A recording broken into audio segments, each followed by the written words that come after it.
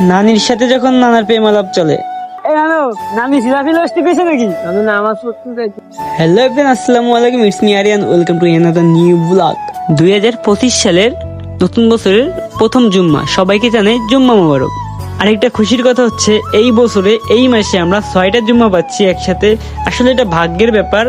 চলুন যাই নামাজে।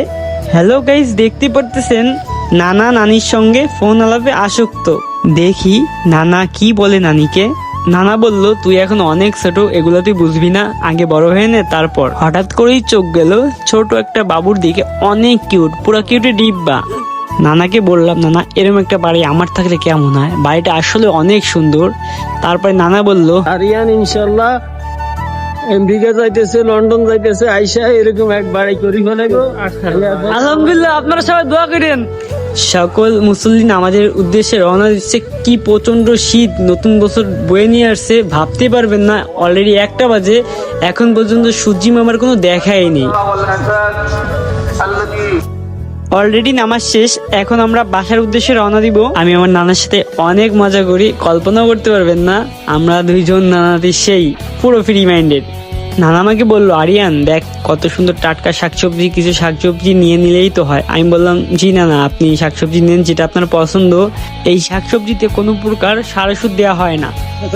এটা নাকি আমাদের। আমি আমার চাচাতো ভাইয়ের হাতে দিয়ে বললাম, চল এখন বাসায় যাওয়া যাক। আজকে অনেকটা ঠান্ডা পড়ছে, দেখছেন কি পরিমাণের কুয়াশা। এখন বাজে 1টা, এখন মনে হচ্ছে সকাল। ভাই শীতের শেষ। তোমার জ্যাকেট ছিল আমার দাও, তাহলে কি তাহলে শীত কম লাগবে। বাসায় যায় তুই লেফের তলে ঢুকবি। বউ নেই, দুঃখ। এই সময়টা বউ লাগে, যে শীত পড়া ধরছে। এই সময় বলতে মজা দেখি মজা। হ্যাঁ রে, মজার কোনো সে কথা আর কইও না। গরমে হেডটা তত কষ্ট। না না, শীতে বউলে ঘুমানো কি মজা।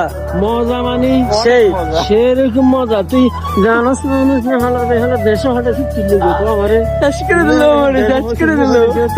যাকে চিল্লি ফাটাছে আমার নানি না